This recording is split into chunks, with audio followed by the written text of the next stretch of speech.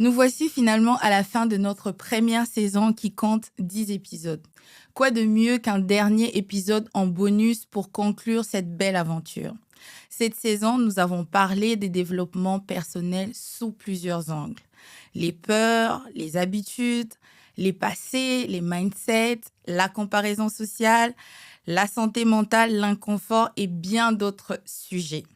Derrière certains de ces sujets se cachent souvent des complexes. Aujourd'hui, pour terminer la première saison, on va parler des complexes qui nous accompagnent parfois depuis des années et qui influencent notre façon de nous voir, de nous comporter et même d'entrer en relation avec les autres. Bienvenue dans Métanoïa sans filtre.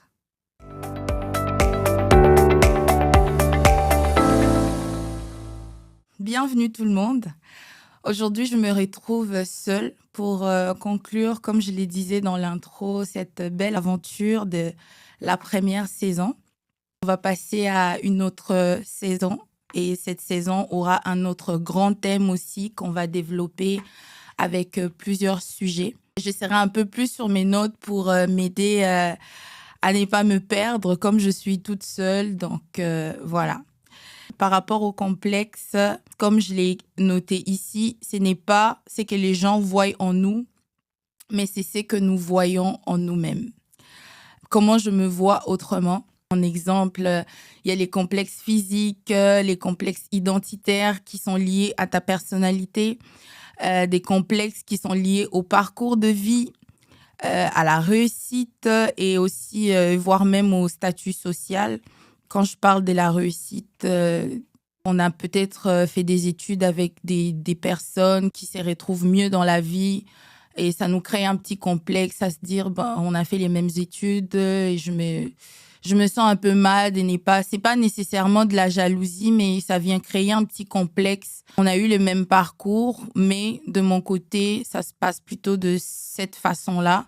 Donc, c'est plus toi-même, comment tu te regardes par rapport à l'autre. C'est quand même aussi de la comparaison en quelque sorte. Et d'où viennent les complexes? Les complexes peuvent venir dès l'enfance. Et je vais un peu aborder, en ce qui me concerne, je vais l'aborder un peu plus dans mon développement. Mais c'est ça. Ça vient de l'enfance, les remarques qu'on a reçues. Les comparaisons, voilà, j'en ai parlé. Les réseaux sociaux avec certaines normes imposées par la société. Une expérience des rejets ou d'humiliation. On peut vivre un événement où on s'est senti rejeté et ça peut créer des complexes en nous. Et aussi, comment je peux le dire, si je dois développer par rapport à l'enfance, pour entrer un peu dans mon histoire, dans mon défi à moi. Et après dire comment je suis sortie de ces grands complexes-là. Moi, c'était plus par rapport à ma taille. Et moi, je suis quand même une grande femme. Je mesure 6 pieds, 1,83 m. Donc, je suis grande.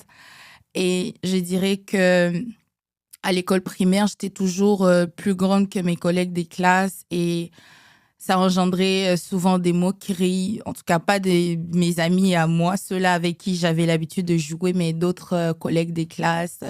Oh, mais on a l'impression que tu es plus vieille, qu'est-ce que tu fais dans la classe de petits? Donc, c'était un peu des remarques comme ça qui commençaient à me faire sentir mal. Et c'est quelque chose que j'avais jamais abordé en famille ou avec mes amis. C'est sûr que les gens, ils te voient et t'es grande, tu mets encore des talons très hauts. Oh, t'assumes bien ta taille, etc. et tout. Mais les personnes, ils vont pas savoir que derrière l'effet d'assumer cette grande taille, il y a eu un combat derrière, il y a eu la peur, il y a eu les craintes, il y a eu... En tout cas, il y a eu tout ce qui t'a fait sentir mal par rapport à cela. Et comme je suis une femme de foi depuis mon enfance, je faisais toujours des petites prières en mode « Oh Seigneur, est-ce que je peux rétrécir, s'il te plaît? Je suis trop grande. Est-ce que je peux rétrécir ?» Et c'est les genres de prières que je faisais quand j'étais petite. Je demandais de rétrécir à ce point-là. Et bon, je n'ai pas rétréci, j'ai continué de grandir. Et Ça a continué comme ça.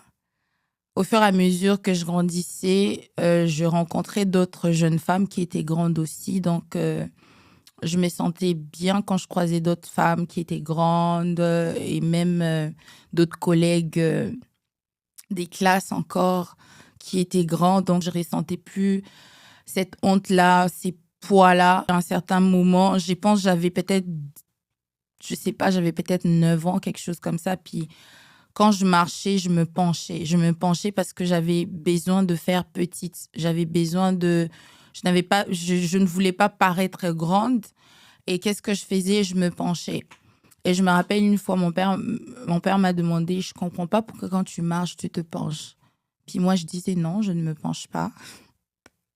Et à chaque fois que il me voyait marcher en penchant mon dos, il tapait mon dos, il me donnait une tape derrière pour que je puisse me redresser.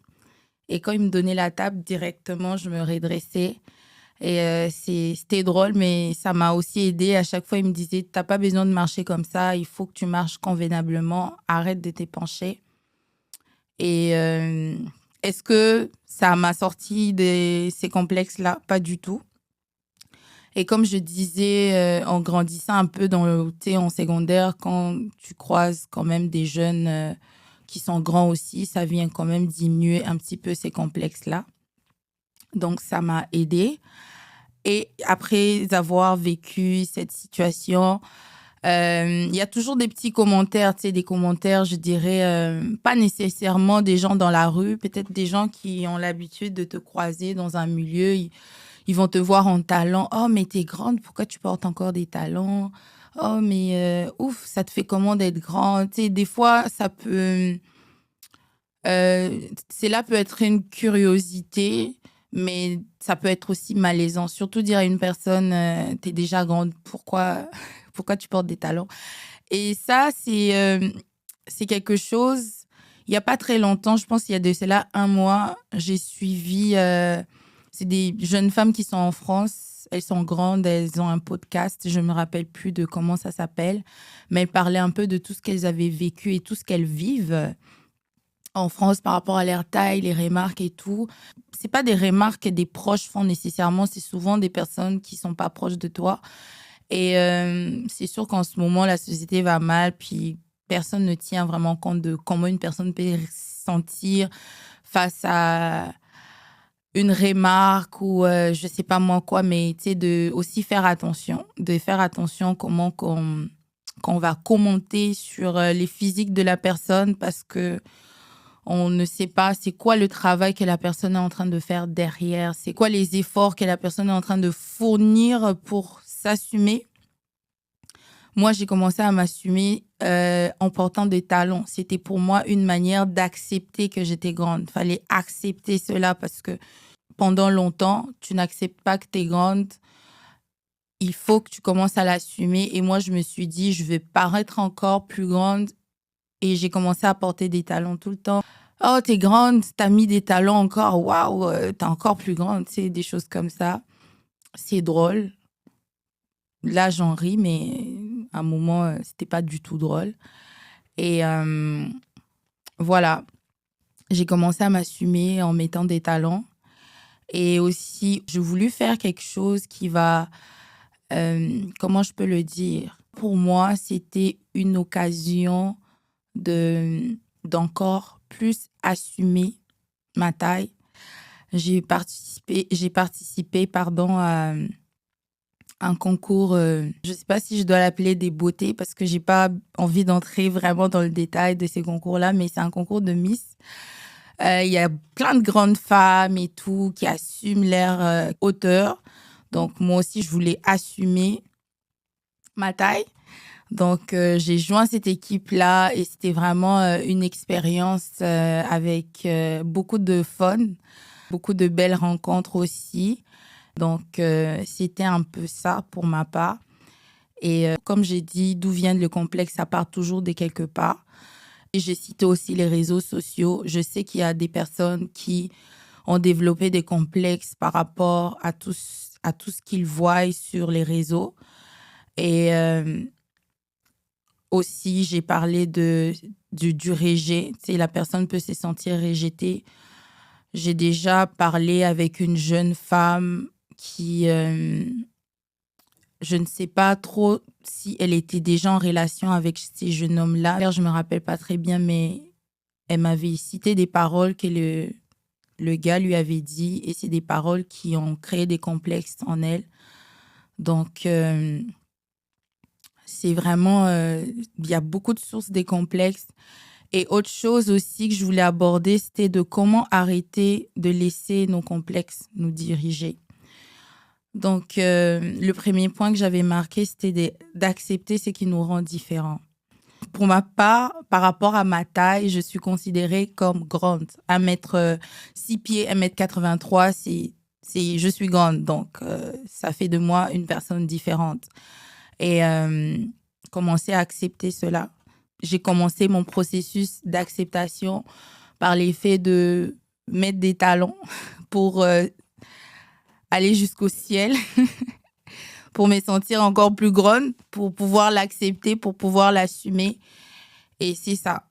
Moi, ce que je pourrais donner comme conseil, c'est vraiment d'accepter ce qui nous rend différents, de poser des actions qui nous permettent de nous assumer. J'ai vraiment écrit des choses qui m'ont servi à moi. J'ai posé des actions qui m'ont permis de pouvoir m'assumer. Ouf. Je pensais que ça allait être facile.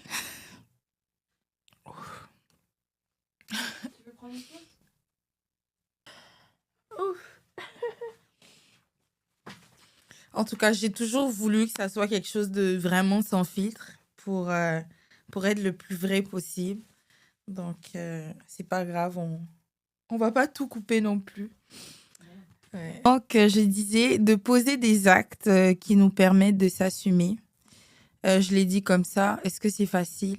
Vraiment pas du tout. Parce que pendant que j'étais en train de raconter tout ça, il y a beaucoup de choses qui me sont, qui ont défilé, qui ont défilé dans ma tête et tout. Et aujourd'hui, c'est des souvenirs qui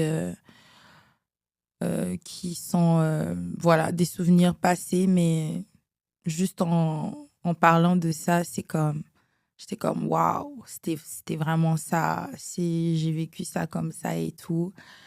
So, je savais que ça allait être un épisode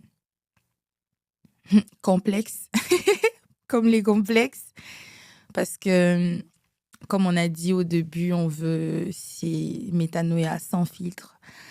On tend vers la transformation, l'évolution, les développements, tout ce qui nous mène à changer, à être une meilleure version de nous-mêmes et pourquoi pas une nouvelle personne aussi. Donc, des fois, il faudrait revenir aussi dans le passé. Qu'est-ce qui s'est passé? Comment on est sorti de là? Ça peut attrister, mais ce qui est positif est que c'est le passé. Autre point, c'est arrêter de chercher constamment la validation. Lorsqu'on est chaque fois en train de chercher la validation des autres, c'est aussi quelque chose qui peut facilement créer des complexes. Parce que lorsque l'autre ne valide pas et que toi, tu étais en accord avec, donc ça vient créer un petit couac quelque part. Et c'est pas du tout évident. Et aussi, c'est parler avec bienveillance. C'est parler avec bienveillance dans le sens où des fois, on peut être très dur avec soi-même. Je parle de ça, je parle de moi-même aussi. Je dirais dans le passé, j'étais quand même une personne assez dure avec moi. Et être dur avec moi-même m'amenait à être dur avec les autres. Quand on est dur avec soi-même, on va exiger beaucoup, beaucoup des choses aux autres. Et quand on exige beaucoup aux autres, on peut facilement devenir un poids sans s'en rendre compte. Et les gens vont te reprocher des certaines choses. Tu vas pas comprendre pourquoi on me reproche de ça, mais parce que tu ne te rends pas compte que tu es devenu un poids. Tu es devenu un poids, pourquoi? Parce que tu es trop dur avec eux. Et tu es trop dur avec eux parce que tu es dur envers toi-même. Et aussi, vraiment, c'est regarder avec bienveillance. C'est regarder avec bienveillance, c'est important. Lorsque tu te regardes avec bienveillance, tu trouves des choses positives à dire de toi-même. Et comme outil que j'avais noté, c'était tu sais, de faire une petite liste ou d'énumérer peut-être, je sais pas, 2 ou 3 qualités, même plusieurs qualités que tu reconnais chez toi. Cela te permet de voir des choses positives qui sont en toi et de ne pas focuser sur seulement ce qui ne marche pas ou ce qui ne va pas dans ton physique, en tout cas dans des choses qui créent des complexes en toi. Et aussi, je dirais, énumérer des choses dont tu es fier. Est-ce que tu es fier de ta famille? Est-ce que tu es fier de ton parcours professionnel? Est-ce que tu es fier de tout ce que tu as construit, tout ce que tu as bâti jusque-là? Donc, c'est des choses à énumérer parce que c'est regarder avec bienveillance pour mettre des choses positives de l'avant. Et autre outil, ça serait de remplacer l'autocritique par une question. L'autocritique, l'auto-sabotage, où à chaque fois, ouf, tu te critiques pour tout et n'importe quoi. Juste se poser la question, est-ce que je parlerai à quelqu'un que j'aime de cette manière? Lorsque tu t'autocritiques, tu te flagelles avec des mots très durs par rapport à ton corps, par rapport tu sais, j'ai cité toutes sortes de complexes. Pose-toi la question de savoir, est-ce que je parlerai à quelqu'un que j'aime de cette façon? Si la réponse est non, alors tu sais que c'est quelque chose qu'il ne faut pas faire. Donc, je dirais, voilà un petit peu tout ce que je voulais aborder par rapport au complexe.